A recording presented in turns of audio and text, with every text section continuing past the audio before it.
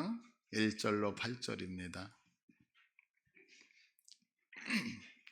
레위기 11장 1절로 8절까지 저하고 교독합니다. 여호와께서 모세와 아론에게 말씀하여 이르시되 이스라엘 자손에게 말하여 이르라. 육지의 모든 짐승 중 너희가 먹을 만한 생물은 이러하니 모든 짐승 중 굽이 갈라져 쪽발이 되고 새김질하는 것은 너희가 먹되 새김질하는 것이나 굽이 갈라진 짐승 중에도 너희가 먹지 못할 것은 이러하니 낙타는 새김질을 하되 굽이 갈라지지 아니하였으므로 너희에게 부정하고 사반도 새김질은 하되 굽이 갈라지지 아니하였으므로 너희에게 부정하고 토끼도 새김질은 하되 굽이 갈라지지 아니하였으므로 너희에게 부정하고 돼지는 굽이 갈라져 쪽발이로 돼 새김질을 못함으로 너희에게 부정하니 너희는 이러한 고기를 먹지 말고 그 주검도 만지지 말라. 이것들은 너희에게 부정하니라. 아멘. 네.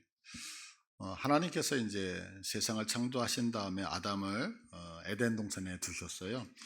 그럼 이제 에덴 동산이 어디냐라고 얘기를 했을 때에 학자들은 오늘날 이라크 지역을 에덴 동산이라고 이야기를 해요. 그러면 왜 이제 이곳을 에덴으로 추정을 하냐면 이제 창세기 2장에 보면 에덴 동산에는 4개의 강이 있었다고 얘기를 하거든요. 근데 그 4개의 강과 2개의 강이 있는데 이 2개의 강이 오늘날 이라크에 있는 강하고 동일하기 때문에 그래요. 그래서 예전에는 하나님이 만드셨을 때 지금은 5대양 6대주가 아니었고 하나의 대륙이었잖아요. 그래서 이제 이 지역을 이야기를 해요. 그래서 창세기 2장 14절을 보시면 셋째 강의 이름은 히데겔이라 아스로 동쪽으로 흘렀으며 넷째 강은 유브라데더라. 이렇게 이 본문 이제 우리 한국 성경으로 보면 전혀 이상한 것 같지가 않잖아요. 근데 원어 성경을 보면 조금 달라요. 왜냐하면 여기서 지금 강 이름이 히데겔 그리고 또 하나는 유브라데 이렇게 2개가 나오거든요. 근데 이 히데겔은 고대 히브리어예요. 히브리어로 히데겔이요. 그리고 저 유브라데는 헬라어예요.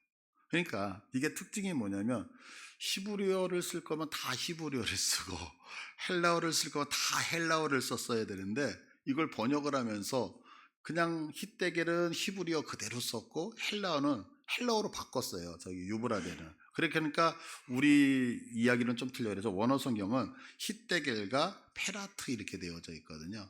그러니까 이게 이제 히브리어로 쓰면 히데겔, 페라트 이렇게 가던가 아니면 헬라어로 가야 되는데 그러면 저 히데겔이라고 하는 것을 헬라어로 번역을 하면 저게 티그리스거든요. 그러니까 티그리스 강, 유프라테스 강 2개. 그래서 이 2강이 오늘날 이라크에 있기 때문에 많은 학자들은 오늘날 그 이라크가 에덴이었다라고 이제 추정을 하게 되어지는 거예요. 이렇게 이제 이라크가 만약에 이제 에덴으로 추정이 된다 그러면 하나님께서 최초의 사람을 그 에덴 동산에 두셨잖아요. 그다음에 성경에 우리가 신할 땅 구 바벨론이 형성되어졌던 곳도 이라크거든요. 그러니까 여기에 수많은 사람들이 모여서 살고 있었다는 거죠. 그러면 이제 그곳이 문명이 발달하게 되어지잖아요. 그래서 우리가 세계사에서 이 지역을 제1대 문명 메소포타미아 문명 이렇게 이제 이야기를 하는 거예요. 근데 이 메소포타미아 문명에 살던 이 사람들이 썼던 언어가 뭐냐면 가장 오래된 문자예요. 그게 뭐냐면 수메르 서령 문자라고 해서 뭐 이렇게 세기 문자라고 돼서 뭐 V자 표시도 있고 이렇게 조금 각진 그런 문자들이 있거든요. 근데 이 문자가 오늘날 지금으로부터 몇 년 전에 만들어지냐면 5,500년 전에 만들어져요. 5,500년 전에. 그러고 있다가 이 갈대와 우르라고 하는 곳에서 하나님께서 아브라함을 택하셔서 내가 지시할 땅으로 가라라고 얘기하죠. 그래서 아브라함이 오늘날 우리가 알고 있는 팔레스타인 땅으로 이동하게 되잖아요. 여기서 아브라함이 이삭을 낳고 이삭이 야곱을 낳고 야곱이 이제 애굽에 들어가서 그래서 400여 년이 지나면서 수많은 인구가 되어지고 모세에서 출애굽이 되어지고 근데 이때 모세가 성경을 쓴다고요. 이때 성경을 쓰는 것을 우리가 토라라고 해서 창세기, 출애굽기, 레위기, 민수기, 신명기 5권의 책을 토라라고 하잖아요. 그런데 모세가 이 책을 쓸 때가 언제냐면 약 지금으로부터 3,400년 전이에요. 그러면 아까 메소포타미아에 있었던 그 사람들이 처음에 문자를 썼던 것보다 성경의 기록이 어느 정도로 늦냐면 2100년 정도가 늦어지는 거예요. 2100년. 그런데 우리가 잘 알다시피 요 성경이 쓰여질 때 그거와 근접하여서 함무라비 법전이라고 하는 게 있는데 이게 성경보다 약 200년 전에 쓰여져요. 200년 전에. 근데 이 200년 전에 써여졌던 이 함무라비 법전의 제1조가 뭐냐면 누군가를 살인한 자는 사형에 처한다. 너 사람을 죽였니? 그러면 너도 사람을 죽였기 때문에 너도 사형에 처한다. 이렇게 이제 기록이 되어져 있어요. 근데 우리가 잘 알다시피 200년 뒤에 쓰여진 성경에 십계명의 제 6계명을 보면 살인하지 말라라고 기록을 하고 있다는 거예요. 자, 이처럼 함무라비 법전이라고 하는 세상 책에 있는, 세상 글에 있는 그 내용이 우리 성경에도 그대로 나오고 있는 거죠. 제가 지금 왜 이 말씀을 드리냐면 성경이 우리들에게 어떻게 주어졌느냐에 대해서 말씀을 드리고 있는 거예요. 자, 성경이라고 하는 것은 그냥 아무 생각 없이 내가 잠을 자다가 벌떡 일어났더니 그래서 그냥 아무 정신이 없잖아요. 멍하고 이렇게 멍 때리고 있는데 갑자기 하나님께서 강하게 성령을 충만하게 주셔서 내 정신 차려야지. 그래서 막 성경을 기록했다? 절대 이렇게 기록된 게 아니라는 거죠. 오늘 성경의 저자들도 다 우리들과 같이 이렇게 일상생활을 다 하고 있었단 말이에요. 그런데 이렇게 살고 있는 우리들에게 성령 하나님께서 역사하셨어요. 그렇게 역사하셨을 때에 하나님이 주권적으로 일하셨다라고 해서 이 저자의 어떤 개성이라든가 그 당시의 문화라든가 그 사람이 갖고 있는 논리라든가 감정, 언어를 전부 배제시키고 하나님이 역사하신 게 아니라고요. 하나님께서 그 저자가 갖고 있었던 그 당시의 문화, 감정, 논리, 어떤 언어의 실력 이런 거를 다 종합하여 성령 하나님께서 조화를 이루어서 성경을 기록하게 하셨어요. 그러니까 하나님이 우리들에게 너 지금부터 내가 명령할 거야. 자, A라고 써. 예, A 쓸게요. B라고 써. B 쓸게요. 이렇게 쓴 게 아니라 그 사람이 갖고 있는 모든 것들과 하나님이 역사하신 게 조화를 이루어서 성경을 기록했어요. 그래서 이것을 신학적으로 유기적 영감설 이렇게 이야기를 해요. 근데 이 유기적 영감설이라고 하는, 유기적 영감이라고 하는 이 단어를 쓸 때 아주 중요한 단어가 뭐냐면 그 저자가 살아가던 시대의 문화를 배제하지 않는다는 거예요. 그러니까 하나님께서 오늘 여기 서 있는 김혜수 목사에게 역사하셔서 성경을 기록할 때 오늘 갑자기 연도가 까먹었네. 2025년을 건너뛰어서 3000년 뒤에 있어 그렇게 역사하지 않으셨다고요. 오늘 2025년의 역사를 배경으로 하여서 성경을 기록하게 하셨다는 거, 이거 기억을 하셔야 돼요. 오늘 레위기 11장은 정결식물법에 대한 핵심 장이거든요. 그래서 우리가 레위기서를 볼 때에 1장서부터 7장까지는 5가지 제사에 대해서 배웠었어요. 그 다음에 8장에 들어와서는 아론과 그의 아들들이 대제사장과 제사장이 되어지는 것을 배웠고, 그 다음에 9장에서는 그들이 첫 번째 제사를 집전했던 거, 그리고 지난주에 10장에 가서는 그 나답과 아비후라고 하는 아론의 그 두 아들이 하나님이 지정하지 않은 불을 사용함을 통해서 죽음당했다라고 하는 것을 지난주에 보고, 오늘은 이제 하나님께서 이것은 먹을 수 있는 음식, 이것은 먹을 수 없는 것, 이렇게 구분해서 우리들에게 말씀하고 있는 규정을 이야기를 하고 계시는 거예요. 그런데 이 규정이 총 몇 가지, 오늘 본문에 몇 가지가 나오냐면 11장에 총 5가지가 나와요. 그 첫 번째가 뭐냐면 네발 짐승에 대한 규례예요. 그러면 네발 짐승에 대한 규례일 때 먹을 수 있는 거, 먹을 수 없는 거. 그런데 먹을 수 있는 것은 뭐냐면 발이 갈라져 있어야 돼요. 굽이 있어야 돼요. 굽. 그리고 또 한 가지 조건은 되새김질을 하는 거예요. 그러니까 발이 쪽발로 갈라지고 되새김질을 하는 것은 먹을 수 있고, 그러나 이 2가지가 없으면 먹는다, 못 먹는다? 못 먹는다. 그런데 굽이 갈라진 거 있죠. 예를 들어서 돼지. 굽은 갈라져서, 근데 되새김질은 해요, 못 해요? 못 해요. 그러면 그거 먹는다, 못 먹는다? 못 먹어요. 근데 또 되새김질은 해요. 근데 굽이 갈라지지 않은 거 있어요. 토끼 같은 거. 그러면 이것도 먹는다, 못 먹는다? 못 먹는다. 그래서 4발 달린 짐승은 먹는 것이 뭐냐? 굽이 갈라지고 되새김질하는 것은 먹을 수 있고 나머지는 못 먹는다. 이게 첫 번째 규정이었어요. 두 번째, 물에 사는 건데 지느러미와 비늘이 있으면 먹어요. 그러나 지느러미와 비늘이 없는 것은 먹는다 못 먹는다? 못 먹어요. 그러니까 대표적으로 어떤 거 못 먹냐면 장어, 비늘 없잖아요. 그죠? 그래서 먹으면 안 된다 이렇게 규정을 하고 있어요. 세 번째는 새 종류예요. 그래서 맹금류는 먹는다 못 먹는다? 못 먹는다. 그러니까 새 중에서 동물을 쪼아먹는 새들이 있죠. 뭐 독수리, 까마귀 이런 맹금류는 성경에서 먹지 말라 이렇게 얘기를 한다는 거예요. 네 번째는 뭐냐면 곤충들인데, 곤충이 다 날개가 있잖아요. 근데 날개가 있는데 뒤에 다리가 있어서 껑충껑충 뛰어다니는 것들은 먹을 수 있어요. 대표적인 게 뭐예요? 메뚜기. 그런데 날개가 있는데 뛰어다니는 게 아니라 걸어 다니는 게 있어요. 예를 들어서 파리. 날개가 있고 네 발로 걷잖아요. 이건 부정해서 못 먹는 거예요. 벌. 날개가 있고 걸어 다니잖아요. 그래서 못 먹어요. 규정이 그렇게 돼 있어요. 또 한 가지 마지막은 뭐냐면 기어 다니는 것들. 뱀이라든가 지렁이 같은 거 먹는다 못 먹는다? 못 먹는다 이렇게 돼 있어요. 그러면 왜 이 동물은 정하여서 먹어도 되고 저것은 부정해서 먹으면 안 되느냐? 그래서 이제 이 본문을 해석하기 위해서 이제 가지고 있는 주석이라든가 여러 가지 자료들을 쭉 살펴봤어요. 그런데 제가 본 모든 책에는 다 이렇게 주석을 달아놨어요. 네 발의 짐승, 네 발 달린 짐승이 어떤 것만 먹어요? 쪽발이 갈라지고 되새김질. 그러면 쪽발이 갈라졌다는 것은 뭐냐면 예수 믿는 믿음의 생활과 세상이 딱 구분되어져 있다는 것을 상징을 한다는 거예요. 두 번째는 뭐냐면 발이 하나 있는 것보다 이렇게 쪽이 갈라졌을 때 움직일 때 균형이 딱 맞는다는 거죠. 그래서 좌로나 우로나 기울이지 않고 바른 길을 걸어갈 수 있다. 올바른 길을 걸어갈 수 있다. 이렇게 얘기를 해요. 그렇기 때문에 쪽발이 갈라진 것을 먹는 것은 바로 세상과 구별되어져 있는 사람, 그리고 바른 길을 걸어가기 때문에 먹을 수 있다. 이렇게 얘기를 하고요.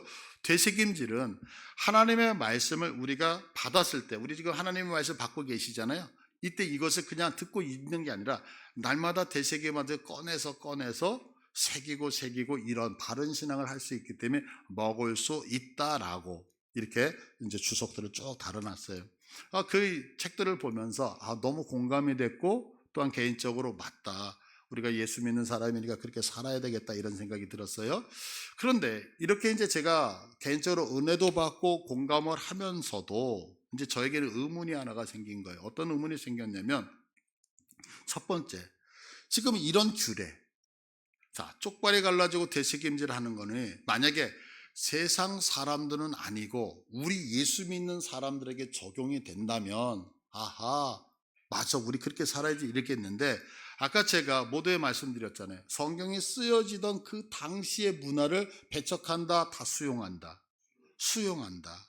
그런데 서양 그 역사의 아버지라고 불리는 헤르도토스라고 하는 분이 계시거든요. 이분이 이제 중간사를 쓰고 있는데 이분의 책을 보면 뭐라고 되어 있냐면 이집트인들은, 애굽인들은 돼지 먹는 일을 대단히 부끄러워하며 돼지 키우는 이들도 신전 출입을 금한다. 이렇게 기록을 해놨어요.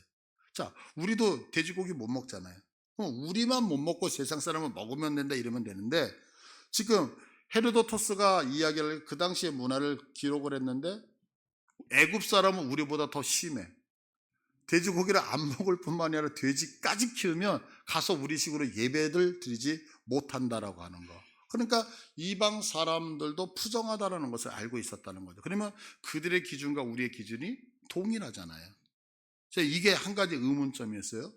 또 한 가지 의문점은 뭐냐면 예수님이 부활하셨어요. 승천하시죠. 그리고 오순절 성령이 임하셔요. 스데반이 이제 나가서 설교를 하게 되어지니까 많은 사람들이 마음에 찔려서 스데반을 돌로 쳐서 죽이는 사건이 있었다고요. 이렇게 예루살렘에 핍박이 오게 되어지니까 빌립이라고 하는 분이 사마리아 땅에 가서 복음을 전해요. 그러니까 그 얘기를 듣고서 예루살렘에 있던 베드로하고 요한이 그 사마리아 땅에 내려가서 이제 그 복음 받았던 그분들에게 안수하고 성령을 받게 하는 그런 장면들이 성경에 기록이 되어져 있어요. 근데 베드로가 그러고 나서 다시 예루살렘으로 돌아오는 게 아니라 베드로가 룻다를 갔다가 요바에 가서 무두장에 그 구두 만드는 사람의 시몬의 집에 머물고 있을 때였어요. 이때 하늘에서 그릇이 내려오는 거예요. 근데 그 그릇을 보니까 사도행전 10장 12절을 봐보세요. 그 안에는 땅에 있는 각종 네 발 가진 짐승과 기는 것과 공중에 나는 것들이 있더라. 조금 전에 우리가 본문에서 봤던 것들, 그런 불결한 것들이 있어요. 그래서 이제 베드로가 뭐라고 하냐면, 하나님 이거 속됩니다. 이거 깨끗하지 않습니다. 부정합니다. 그래서 나는 먹는다, 못 먹는다? 못 먹는다라고 얘기를 해요. 그랬더니 하나님께서 15절에 말씀하시는데, 자, 또 두 번째 소리가 있으되 하나님께서 깨끗하게 하신 것을 내가 속되다 하지 말라 하더라. 무슨 얘기예요? 하나님이 이미 깨끗하게 하셨다는 거예요. 그런데 이런 것들이, 이런 환상이 세 번이 반복되어졌다라고 성경은 기록을 하고 있어요. 자, 그러면 여기서 하나님께서 구약에는 분명히 먹지 말라고 하셨었잖아요. 그럼 왜 갑자기 신약에 와서 하나님의 마음이 바뀌어서 이거 깨끗하니까 이제는 먹어도 되느냐라고 말씀을 하느냐는 거예요. 그래서 오늘 우리는 이 본문을 통해서 하나님께서 말하고 싶어 하시는 것이 무엇인지를 한번 생각을 하면서 함께 은혜를 나누려고 해요. 우리들이 이제 신앙생활을 하면서 자꾸 이렇게 실수하는 게 있어요. 사실 이거는 몰라서도 그럴 수 있지만 알면서도 잘 안 되기 때문에 실수라는 단어를 하는데, 그 실수는 뭐냐면 신앙에서 무엇을 했다 안 했다로 나의 신앙관을 판단하고 평가하려고 하는 거죠. 제가 이제 지난주에도 말씀을 드렸잖아요. 무엇인가를 하면 순종이라고 생각을 해요. 무엇인가를 안 하면 불순종이라고 생각해요. 우리 대부분 그렇게 생각하지 않나요? 그런데 제가 지난주에 말씀드릴 때 순종과 불순종이라고 하는 것은 무엇을 했다 안 했다 이게 아니란 말이에요. 순종과 불순종이라고 하는 것은 관계예요. 관계. 그러니까 내가 했다 안 했다보다 훨씬 더 중요한 것은 그것을 왜 하고 왜 안 했느냐에 초점이 맞추어진다. 관계성에 초점이 맞추어진단 말이에요. 그래서 제가 여러분들 지난주에 물 하나 떠갖고 오세요. 태태태 이거 순종 아니라고 말씀드렸잖아요. 여러분들 지금 예배에 나왔는데 기쁨으로 나오지 않고 막지 도살장에 끌려오듯이 이곳에 오면 그건 순종이라고 얘기할 수 없다는 거죠. 그러니까 순종이라고 하는 것은 했다 안 했다가 초점이 아니라 그거에 대하여 내가 왜 하고 왜 안 했느냐, 관계에 초점이 맞추어져 있다고 말씀을 드렸어요. 오늘 말씀도 마찬가지예요. 자, 굽이 갈라지고 되새김질하는 짐승은 먹어도 되고 그렇지 않은 것은 먹으면 안 된다. 이렇게 쉽게 생각하면 된다 안 된다? 안 된다는 거예요. 그러니까 하나님께서 지정한 것을 내가 먹었어. 그러니까 나는 말씀대로 살았고, 내가 저것을 범했네. 그러니까 나는 오늘 말씀대로 못 살았어. 이렇게 간단한 문제가 아니라는 거죠. 자, 그런데 여기서 중요한 것이 뭐냐면 조금 전에 얘기 드렸듯이, 그러면 왜 먹어야 되느냐, 왜 먹지 말아야 되느냐, 이 말씀하신 의도가 무엇이냐는 거죠. 그럼 이제 이런 답이 나오게 되죠. 이것은 정하고 저것은 부정하다라고 했잖아요. 그러면 내가 이거 왜 먹어야 됩니까? 정하니까 먹는 거예요. 이거 왜 안 먹어야 됩니까? 그거 부정하니까 안 먹는 거예요. 그럼 두 번째 기준이 그 얘기를 들 때, 그러면 무엇이 정하고 무엇이 부정하다 라고 할 때 그 기준이 뭡니까? 라는 이야기가 나와야죠. 뭘 보고 도대체 정하다고 얘기하고 뭘 보고 부정하다라고 얘기합니까? 라고 얘기를 하는 거예요. 그럼 왜 이 질문이 중요하냐면 보세요. 창세기 1장 25절을 보자고요.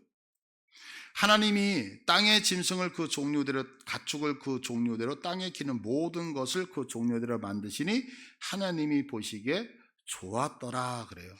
자, 하나님께서 우주 만물 만드신 거 여러분들 다 믿으시잖아요. 그런데 지금 오늘 본문에 딱 나와 있는 이런 짐승들을 만드시고 하나님이 뭐라고 하냐면 보시기에 좋았더라. 그럼 좋았다는 얘기가 뭐냐면 보시기에 선했더라 이 얘기거든요. 자, 그러면 보세요. 오늘 본문에서 하나님이 선하다라고 했는데 오늘 레위기서에 오니까 이것은 정하고 이것은 선하고 이거는 부정하다라고 얘기를 해요. 그럼 이 얘기는 무슨 얘기냐면 부정한 어떤 것이 무엇을 했기 때문에 부정한 게 아니라는 거죠. 기준이 뭐예요? 하나님이 정하다고 했기 때문에 정한 것이고 하나님이 부정하다고 얘기했기 때문에 부정한 것이지, 내가 뭔가를 잘못했기 때문에 너는 부정한 거야, 너는 이렇게 했기 때문에 너 뱀은 부정한, 이렇게 평가한 게 아니라는 거죠. 그러니까 기준이 뭐예요? 기준이 하나님이신 거예요. 하나님. 이거 여러분들 믿으시죠? 자, 그러면 하나님께서 부정하다라고 한다면 그건 부정인 거예요. 하나님이 정하다라고 하시면 그것은 정한 거고 선하다는 거죠. 자, 그런데 문제는 뭐냐면 우리는 그 기준을 만드신 그분의 뜻이 무엇이냐에 초점을 안 맞추는 거예요, 신앙에서. 그럼 우리는 신앙생활에서 뭘 하냐면 하나님의 뜻이 이렇다 저렇다에다가 관심과 초점을 갖는 게 아니라 내가 무엇을 했다 안 했다의 기준을 삼아서 내가 정한 것을 먹으면 나는 올바른 사람이고 부정한 것을 내가 먹으면 나는 부정하다, 이렇게 기준이 누구에게 자꾸 맞추어진다? 나에게 맞추어진다. 그게 아니라고 얘기를 하는 거죠. 그 대표적인 사람을 보세요. 자, 오늘 아까 위에서 살펴봤던 베드로인데요. 자, 사도행전 10장 14절을 한번 봐보세요. 베드로가 이르되 주여 그럴 수 없나이다. 지금 하늘에서 그 짐승들이 내려왔잖아요. 그러니까 그럴 수 없나이다. 속되고 깨끗하지 아니한 것을 내가 결코 먹지 아니하였나이다 그래요. 안 먹을 거다가 아니라 지금까지 나는 먹었다 안 먹었다? 안 먹었다라고 얘기해요. 그러면 이 말의 의도는 뭐냐면 나는 하나님이 정해진 법대로 먹으라는 것은 먹었고 먹지 말라는 것은 안 먹었습니다, 이 얘기잖아요. 그럼 이 말의 의도가 뭐예요? 나는 지금까지 하나님이 말씀하신 대로 먹으라는 것은 먹었고 먹지 말라는 것은 안 먹었기 때문에 나는 올바른 신앙생활을 하고 있는 의인입니다라는 얘기가 여기에 포함되어 있는 거죠. 근데 여러분들, 이것이 얼마나 잘못된 고백인지 아시겠어요? 이게 지금 하나님 앞에서 얼마나 엄청난 교만을 갖고 있는 말인지 아시겠어요? 왜냐하면 보세요. 우리가 이제 일반적으로 모세 오경이라면 아까 말씀드린 창세기, 출애굽기, 레위기, 민수기, 신명기 5권의 책이라고 얘기했죠. 이 5권의 책에는 율법이 총 몇 개가 기록이 되어져 있죠? 613개가 기록이 되어져 있다 그래요. 이건 이제 제가 센 것이 아니고 중세 유대 율법 학자였던 마이모니데스라고 하는 사람이 이 율법을 하나하나 이제 카운트를 한 거예요. 그랬더니 613개의 율법이 있더라라고 정리를 했어요. 그런데 그분이 뭐라고 얘기하냐면 레위기서에는 약 몇 개가 있냐면 247개의 율법이 기록이 되어져 있대요. 약이라고 얘기하는 건 뭐냐면 이렇게 세면 올라가고 이렇게 세면 두 개를 합치면 낮아지기 때문에 왔다 갔다 한다는 거야. 정확하게 판단할 수 없기 때문에. 그래서 레위기서에는 총 몇 개가 있다? 율법이 247개가. 그런데 보세요. 율법이 무엇을 하는 거냐면 성경은 분명하게 선포하고 있어요. 로마서 3장 20절을 볼게요. 다 같이 읽습니다. 시작. 그러므로 율법의 행위로 그의 앞에 의롭다 하심을 얻을 육체가 없나니 율법으로는 죄를 깨달음이니라. 율법으로는 무엇만 한다고요? 율법은 딱 하나의 기능밖에 없어요. 율법은 우리를 죄를 깨닫게 해요. 죄를 깨닫게 한다는 얘기는 죄를 깨닫게 인식하게 만든다는, 죄를. 이게 죄다 아니다. 자, 그러면 이런 입장에서 율법은 어떤 입장? 죄를 알게 하는 거예요. 자, 이 입장에서 오늘 본문을 보면 본문은 무엇을 먹느냐 안 먹느냐 지침이기도 하지만 이건 지금 하나님께서 이거 해 하지마 라고 하니까 이건 율법이죠. 율법이에요. 자, 그러면 금방 말씀드렸잖아요. 본문이 율법이에요. 이거 먹어도 돼, 이거 먹으면 안 돼, 이건 율법이에요. 그러면 율법의 기능은 뭐라 그랬어요? 죄를 깨닫게 하는 거죠. 그러니까 오늘 성경 본문 레위기 11장은 이게 정하니까 이거 먹어야 되고 이건 부정하니까 먹으면 안 되라고 하는 것을 얘기하는 것이 아니라 이게 율법이라고 한다면 율법의 기능은 하나밖에 없다 그랬잖아요. 이 음식을 통하여 무엇을 깨닫게 하시는 거예요? 우리가 죄인이다라는 사실을 깨닫게 하시기 위해서 오늘 이 말씀을 주셨다는 거예요. 자, 그럼 이게 무슨 말씀인지 자, 조금 더 설명드릴게요. 레위기서 11장 39절을 봐보세요. 너희가 먹을 만한 짐승이 죽은 때에 그 주검을 만지는 자는 저녁까지 부정할 것이며 그것을 먹는 자는 그 옷을 빨 것이요 저녁까지 부정할 것이며 그 주검을 옮기는 자도 그의 옷을 빨 것이요 저녁까지 부정하리라. 자, 이 말씀을 보면 세 가지를 얘기해요. 부정한 거. 첫 번째, 살아있는 짐승이 죽었어요. 그래서 죽은 짐승을 만지면 부정하다예요. 두 번째, 그 죽은 짐승을 먹으면 부정하다는 거예요. 세 번째, 그 죽은 짐승을 옮기면 부정하다는 거예요. 이게 지금 이 말씀이에요. 자, 그러면 생각해 보세요. 굽이 갈라졌어요. 되새김질을 해요. 그러면 대표적인 것들이 뭐냐면 소예요, 소. 자, 소는 부정한 거예요, 정결한 건가요? 정결한 거예요. 그래서 나는 이제 하나님께서 명령하셨기 때문에 난 정결한 소를 잡아서 먹을 거야. 자, 그러면 소를 먹을 때 살아있는 거 먹어요? 죽여서 먹어요? 근데 조금 전에 뭐라 그랬죠? 죽은 거를 만지면 뭐하다? 부정하다. 그러면 그 정결한 소라고 해서 내가 잡는 순간에 소가 죽으니까 죽는 걸 만졌던 나는 어떻게 되어지는 거예요? 부정이 되어지죠. 그 부정한 것을 먹는 자는 부정해졌죠. 자, 엄마가 그 음식을 해서 부엌에서 자, 목사님 드세요. 옮겼어요. 옮긴 자도 뭐하다 그랬어요? 부정하다라고 얘기를 하는 거죠. 근데 우리는 생각하는 거예요. 나는 지금 굽이 갈라졌어요. 대책임질을 하는 것이 정하니까 정할 먹으니까 나는 정할 거라고 얘기를 하지만 성경은 무슨 얘기를 하고 있느냐면 내가 정하다라고 생각하는 그것을 먹는 순간에 너는 무엇하고 있다? 불결하다라고 선포를 하고 있다는 거죠. 자, 레위기서 11장 9절을 보시면 물속에 살고 있는 수중 생물에 대해서 말해요. 그래서 11장 19절을 한번 보자고요. 11장 12절. 예, 11장 12절. 예. 수중 생물에 지느러미와 비늘 없는 것은 너희가 혐오할 것이요. 혐오한다는 말은 극도로 싫어하라 이거예요. 왜? 부정하기 때문에 그래요. 그래서 우리는 이런 것들만 안 먹으면 된다라고 생각을 하는 거예요. 자, 그리고 이런 것을 안 먹기 때문에 나는 뭐예요? 의롭다고 생각을 하죠. 근데 한번 생각해 보세요. 자, 우리가 먹을 수 있는 것이 뭔가라고 했을 때 9절에 이렇게 말씀하고 있어요. 9절에 자, 물에 있는 모든 것 중에 너희가 먹을 만한 것은 이것이니 강과 바다와 다른 물에 있는 모든 것 중에서 지느러미와 비늘 있는 것은 너희가 먹되. 그러니까 먹을 수 있는 게 뭐냐면 지느러미 있고 비늘이 있으면 먹을 수 있어요. 이 대표적인 것을 하나를 뽑으라 그러면 여러 가지가 있을 수 있죠. 뭐 붕어, 잉어 이런 거 비늘 있잖아요. 그러면 이건 먹어도 되죠. 정한 거예요. 자, 그런데 붕어가 무엇을 먹고 사는지 혹시 아시나요? 제가 그래서 조사해 봤어요. 붕어가 뭘 먹고 살까? 그랬더니 붕어는 벌레, 하루살이, 새우, 지렁이, 작은 치어 등을 먹고 산다는 거예요. 근데 보세요. 레위기 11장 41절을 볼까요? 땅에 기어다니는 모든 길 짐승은 가증한즉 먹지 못할지니 곧 땅에 기어다니는 모든 기는 것 중에 배로 밀어 다니는 것이나 네 발로 걷는 것이나 여러 발을 가진 것이라 너희가 먹지 말지니 이것들은 가증합니다. 기어다니는 것은 뭐 하다고요? 가증해요.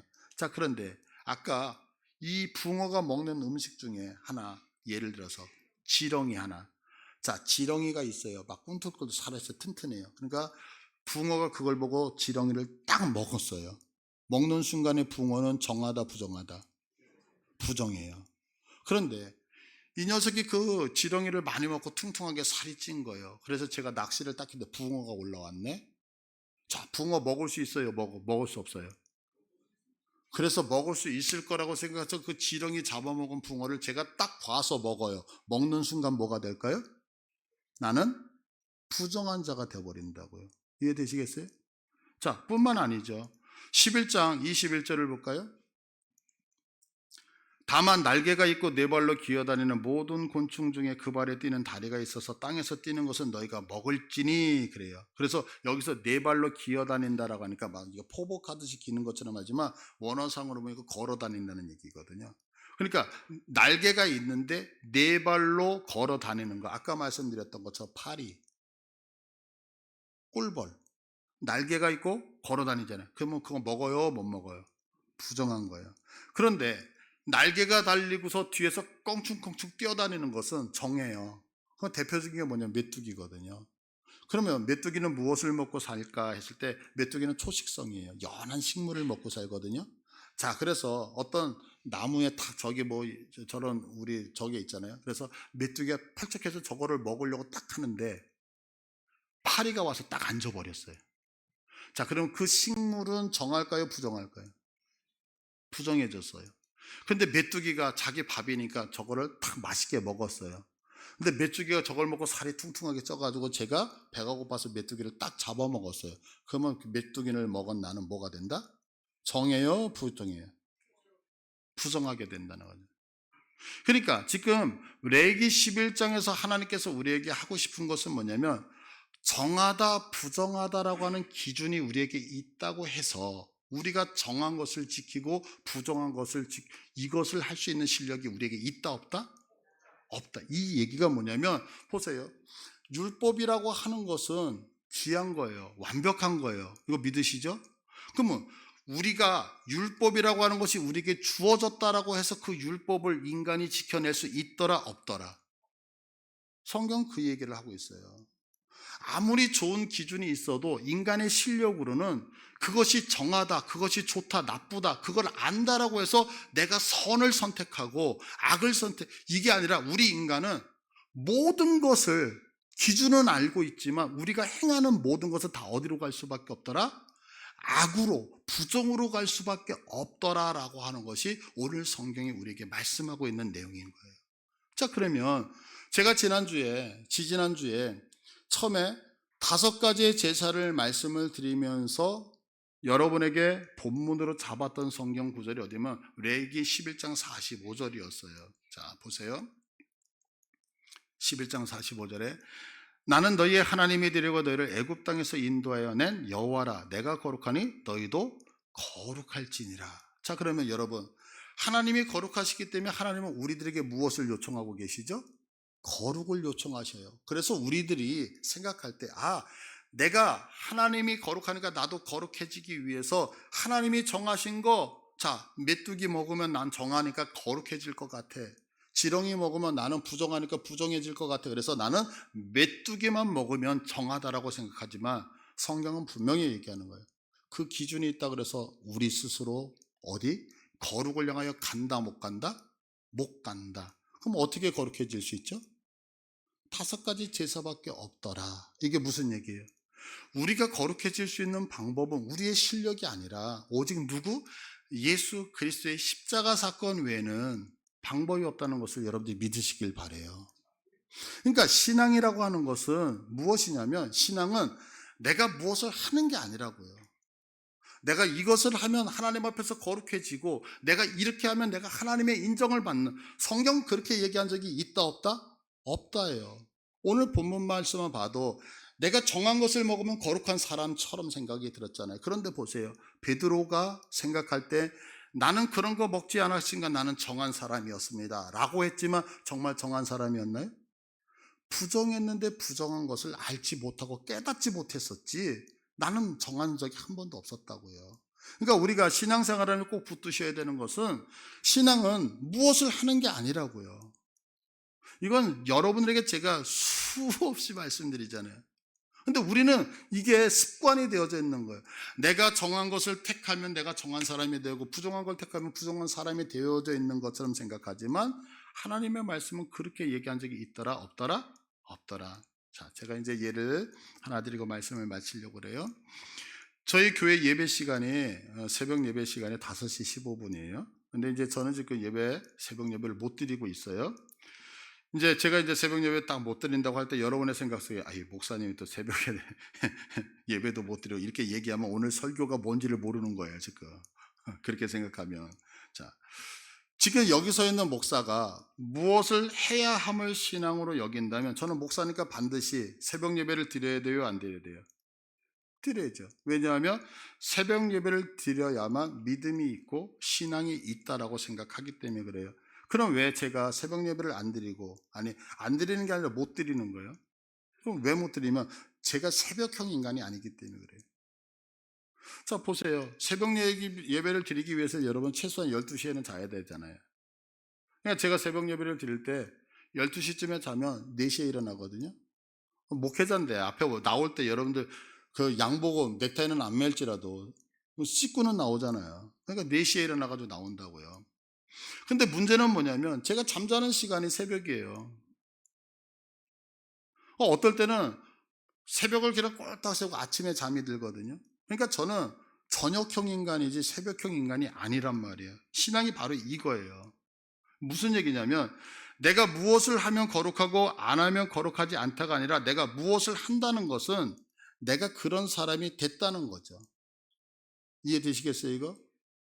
이게 신앙이란 말이에요. 그러니까 내가 새벽에 일어나서 새벽 예배를 드리고 있기 때문에 새벽형 인간이 된 게 아니라고요.